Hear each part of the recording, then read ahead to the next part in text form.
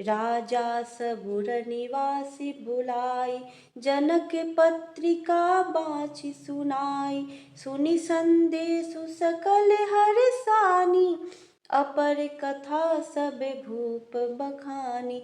राजा ने सारे रनिवास को बुलाकर जनक जी की पत्रिका बाँचकर सुनाई। समाचार सुनकर सब रानियां हर्ष से भर गईं। राजा ने फिर दूसरी सब बातों को जो दूतों के मुख से सुनी थी वर्णन किया। प्रेम प्रफुल्लित राज ही रानी, मनहु सखिनी सुनि बारिद बानी। मुदित असीस देहि गुर नारी, अति आनंद मगन महतारी। प्रेम में प्रफुल्लित हुई रानियां ऐसी सुशोभित हो रही हैं जैसे मोरनी बादलों की गरज सुनकर प्रफुल्लित होती है। बड़ी बूढ़ी अथवा गुरुओं की स्त्रियां प्रसन्न होकर आशीर्वाद दे रही हैं। माताएं अत्यंत आनंद में मग्न हैं।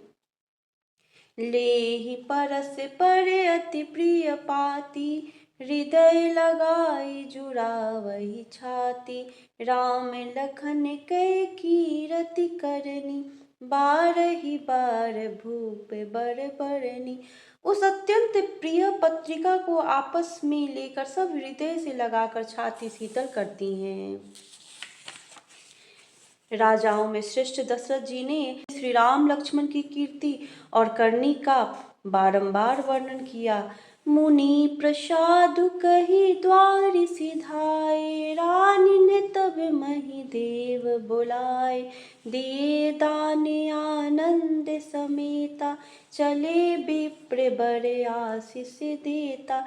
यह सब मुनि की कृपा है ऐसा कहकर वे बाहर चले आए। तब रानियों ने ब्राह्मणों को बुलाया और आनंद सहित उन्हें दान दिए। श्रेष्ठ ब्राह्मण आशीर्वाद देते हुए चले। जाचक लिए हकारी दिन ही, निछावरी कोटि विधि। चिरु जीवहु सुतचारी, चक्रवर्ती दशरथ की। फिर भिक्षुओं को बुलाकर करोड़ों प्रकार की निछावरें उनको दी। चक्रवर्ती महाराज दशरथ के चारों पुत्र चिरंजीवी हो। कहते चले पहिरे पटनाना, हरसी हने गह गहे निशाना। समाचार सब लोगन पाए, लागे घर घर होन बधाई। यूं कहते हुए वे अनेक प्रकार के सुंदर वस्त्र पहन पहन कर चले। आनंदित होकर नगाड़े वालों ने बड़े जोर से नगाड़ों पर चोट लगाई। सब लोगों ने जब यह समाचार पाया तब घर घर बधावे होने लगे।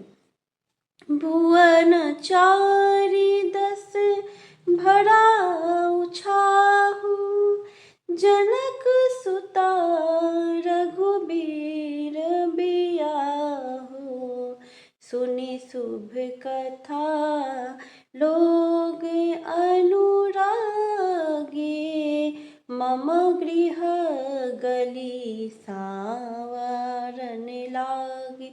14 लोकों में उत्साह भर गया कि जानकी जी और श्री रघुनाथ जी का विवाह होगा।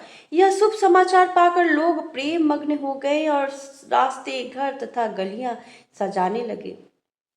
यद्यपि अवध सदैव सुहावनी, रामपुरी मंगलमय पावनी। तदपि प्रीति के प्रीति सुहाई, मंगल रचना रची बनाई। यद्यपि अयोध्या सदा सुहावनी है क्योंकि वह श्री राम जी की मंगलमय पवित्र पुरी है, तथापि प्रीति पर प्रीति होने से वह सुंदर मंगल रचना से सजाई गई। ध्वज पताके पट चामर चारू, छावा परम विचित्र बजारू। कनक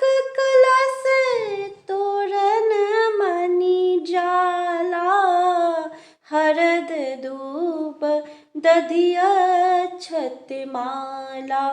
ध्वजा पताका पर्दे और सुंदर चवरों में से सारा बाजार बहुत ही अनूठा छाया हुआ है। सोने के कलश, तोरण, मणियों की झालरें, हल्दी, दूब, दही, अक्षत और मालाओं से मंगलमय निज निज भवन लोगन रचे बनाए। बीथी सींची चतुर सम चौके चारु पुराई। लोगों ने अपने अपने घरों को सजाकर मंगलमय बना लिया। गलियों को चतुर रस से सींचा और द्वारों पर सुंदर चौक पुराए। चंदन, केसर, कस्तूरी और कपूर से बने हुए एक सुगंधित द्रव्य को चतुर सम कहते हैं। जहाँ तहाँ जूथ जूथ मिले भामिनी, सजी नव सप्त सकल दुति दामिनी। विधु बदनी मृग सावक लोचनी, निज स्वरूप रति मानो विमोचनी। बिजली किसी कांति वाली चंद्रमुखी, हरिण के बच्चे के से नेत्र वाली और अपने सुंदर रूप से कामदेव की स्त्री रति के अभिमान को छुड़ाने वाली सुहागिनी स्त्रियां सभी 16 श्रृंगार सजकर जहां तहां झुंड के झुंड मिलकर गावहि मंगल मंजुल बानी। सुनि कलरव कल कंठिल जानी, भूपे भवन किम जाय बखाना। विश्व विमोहन रचिउ बिताना। मनोहर वाणी से मंगल गीत गा रही है, जिनके सुंदर स्वर को सुनकर कोयल भी लजा जाती है। राजमहल का वर्णन कैसे किया जाए, जहां विश्व को विमोहित करने वाला मंडप बनाया गया है। मंगल द्रव्य मनोहर नाना, राजत बाजत विपुल निशाना।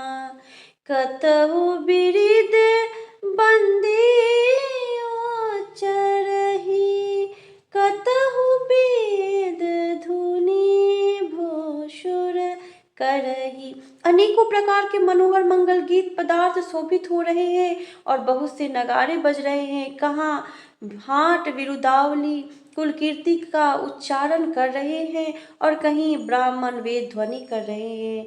गावहि सुंदरी मंगल गीता, लय लय नाम राम अरु सीता।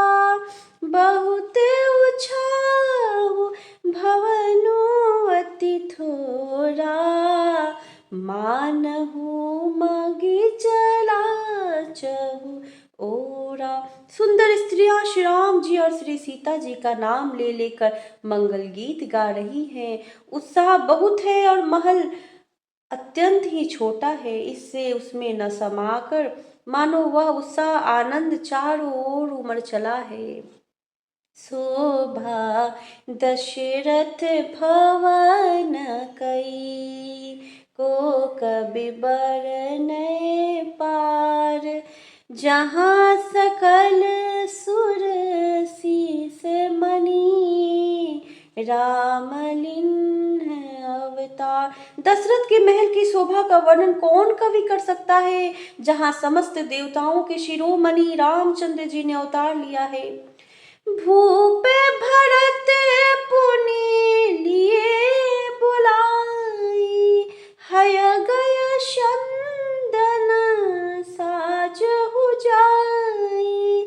चलहु बेगी रघुबीर बराता, सुनत पुलक पुरे दो भ्राता। फिर राजा ने भरत जी को बुला लिया और कहा कि जाकर घोड़े, हाथी, रथ सजाओ, जल्दी रामचंद्र जी की बारात में चलो।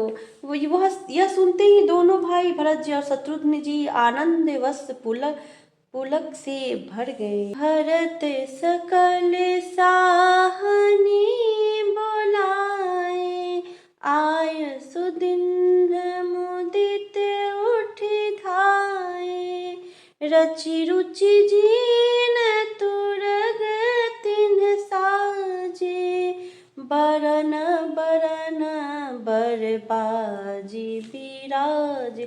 भरत जी ने सब साहनी घोड़ा साल के अध्यक्ष बुलाए और उन्हें घोड़ों की सजाने की आज्ञा दी। वे प्रसन्न होकर उठ दौड़े। उन्होंने रुचि के साथ यथा योग्य जीने कसकर घोड़े सजाए। रंग रंग के उत्तम घोड़े शोभित हो गए।